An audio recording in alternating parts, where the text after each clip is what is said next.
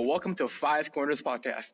Today with me, we have some very special guests, Yasmin, Christine, and Manjot. So please, without any further ado, let's get started with our first guest, Manjot.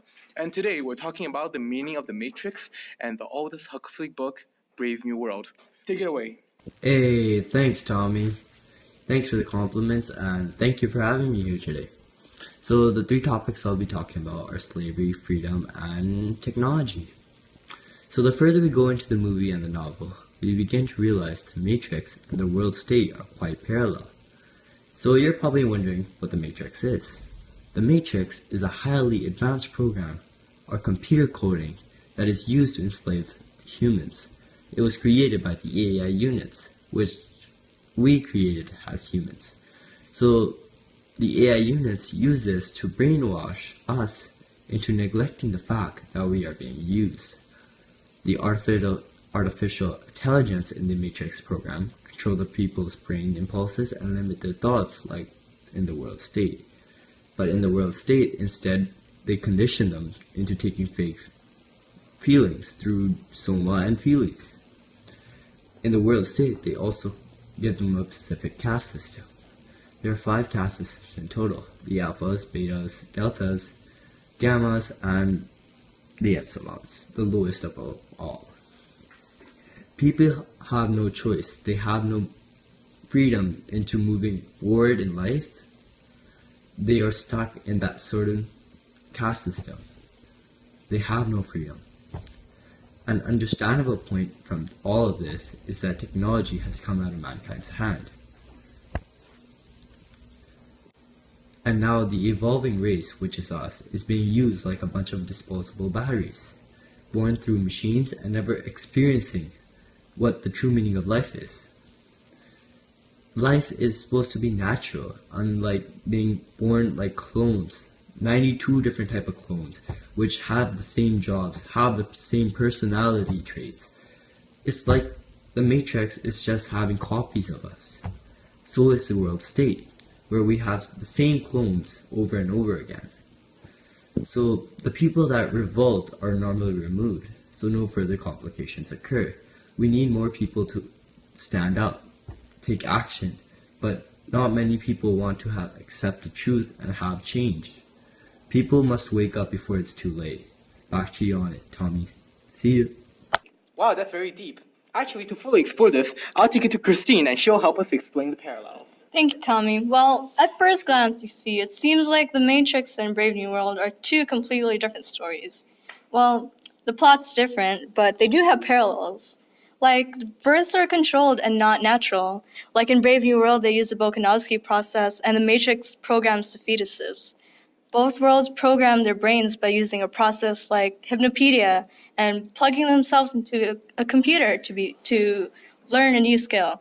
So it's kind of like more intrusive way, like how the Matrix did it, right? Yeah, exactly. And, both worlds try to create a perfect, picture of what our world is because they want to get rid of pain and suffering. So like a utopia, as per se. Exactly. But, the agents did trials to create the perfect world, but, the human brain rejected it. And they tried to escape reality by using Soma and the Matrix. Being different from everyone else makes everyone your enemy because they don't think like you do. Oh, I think what you mean. I remember in the part of the film where after Neo escaped from the pods, he was treated as an enemy of the state, or as whatever you can call a state then. He was hunted down by the agents because he escaped. Yeah, exactly. And it's just like when John, he's an outcast because he's not exactly like everyone else, and he came from a completely different world. So he saw everyone as kind of an enemy because they're completely different. Huh. So I remember in part of the story in The Matrix, there was a place I think called Zion.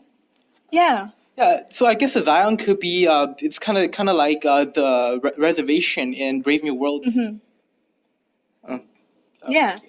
And like John, Neo is a Christ figure, and in Greek his name means new, which could mean he is the new Christ. Neo could be like the second coming of Christ, and well, he succeeded, but John failed. So they're different in their paths, but the idea is there. Yeah, exactly. Oh, actually, speaking of Christ figures, I know somebody who's an expert in that. Actually, I'm just going to quickly call my friend Abdul, and he'll chime us in on his thoughts. Hello there, Abdul. Thanks for joining us. Please, could you tell us more about the Christ figure? Just like in the novel Brave New World, the Christ figure is a vital character of the story. The similarities between Jesus and Neo are striking.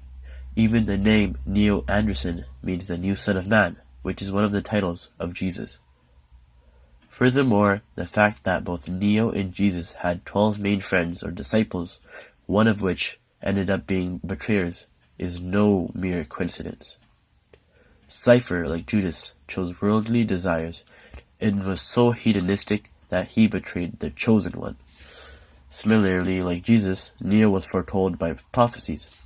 Neo was to be the chosen one, the savior or messiah, who would challenge the status quo and help the few people who realized the truth. As narrated in the biblical narrative, Neo, like Jesus, was to be sacrificed. Neo sacrifices himself for the sake of his friends, or for those who believe him, so that they shall be free. Although it seems that Neo is dead after getting shot, he comes back to life after 72 seconds, which can equate to 3 days, which shows similarities to the resurrection stories in the Bible. The way that Neo triumphs over his enemies, in a sense, is something that Neo shares with Jesus. Actually, Abdul's analysis on the Christ figure was quite spot on. Now, actually, speaking of Christ figures, I do believe there was like a theory tied to the movie. Metaphor thing. Yeah, like a metaphor. I think it was Plato or something. Plato's. What's that called? It's called Plato's Allegory of the Cave. Oh wow! Can you explain that further? Yeah, so in this allegory, there are prisoners chained in a cave facing the wall, and behind them there is a burning fire. Between the fire and the prisoners, there is a parapet on which puppeteers are able to walk.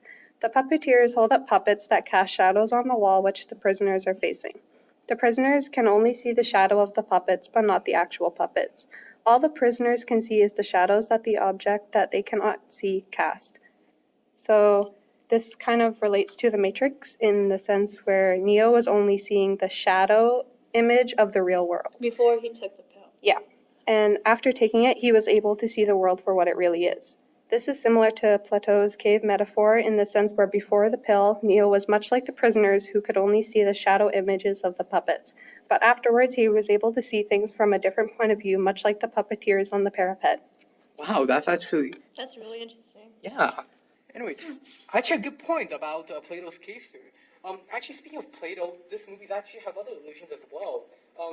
Actually, this movie itself is chock full of illusions, mostly from biblical stories, kind of like Trinity, as in the person and the trio, the Holy Father, Son, and the Spirit. And I believe it also talks about Zion, which is the kingdom of God. And, of course, the Christ figure, Neo. Also takes notes from Disney classics, such as Alice in Wonderland, of course, with the idea of going down the rabbit hole with either the blue pill to wake up and continue on your dream world, or the red pill to go further down the rabbit hole. Yeah, so it's kind of like when Alice had this drink and this food. I think it was like bread or like something. Oh, was it cake?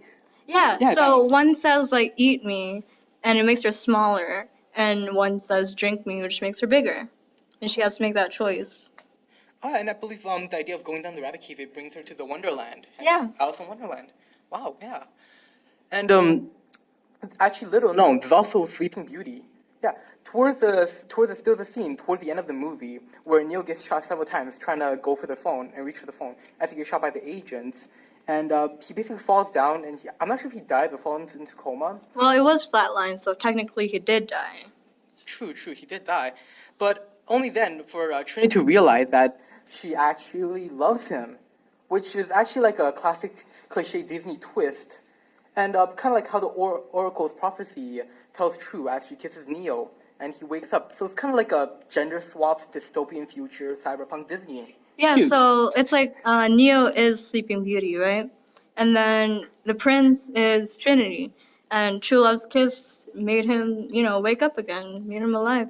True love. But let's wrap around to the main focus of the story. Neo.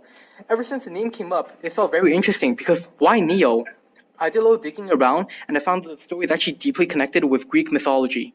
Neo is a Greek word for new, Like Chris said, the directors could very well mean that the Neo, as in the new Christ figure, as his story very well reflects the Christ figure, even down to saving Zion, which in the biblical story, I believe Christ saves a group of people. I'm not quite sure, I didn't really brush up on that. But I know in the movie, he saves Zion, which is like a sanctuary for the survivors. Or Zion, it could also mean, in Christianity, is like a place where the righteous go after the destruction of the world, which did actually happen in the Matrix. I believe there was a war with the machines. So after the destruction of the world, they were enslaved by the machines, saved by the Oracle, and some of them were brought to Zion, a sanctuary. And it goes further than that. Morpheus, who was the person to wake Neo up from the Matrix, is named actually the name of a Greek god, and to be more precise, a god of dreams, which I find very interesting. Like a god, and then he and the legendary Trinity seek and woke Neo up. Coincidentally, he also pilots Nebuchadnezzar, in the namesake of an ancient king who went mad after he didn't heed his dreams. Wow. That is a lot of illusions. Yeah, I think a lot of the writers are actually really smart on that. They take a lot of like allusions from classical stories that most of us just gone over if we just watch it the first time. Actually, to be honest, this is my second time watching the movie so far. Yeah, so, like, I think the first time you watch it, you don't really catch the illusions, but as soon as you watch it the second time and look into it more, then you can actually see the connections between the two. Yeah, and in a way, it's kind of like a spoiler, because like if you know some of the story, it can actually tell you the future. Kind of like in the beginning, where he actually reveals his name was Neo. Neo as in the new Christ figure, which also connects to Aldous Huxley. Like John, I believe John was also, I believe the prophet or one of the disciples in the Bible. Yeah, I think he was one. Yeah, so both of them are like very religious figures with religious names, although for different, from different parts of the story, of course. But anyway, that will be all for today. Thank you all for joining us, and this has been 5 Corners, because 5 is always better than 4. See you next time.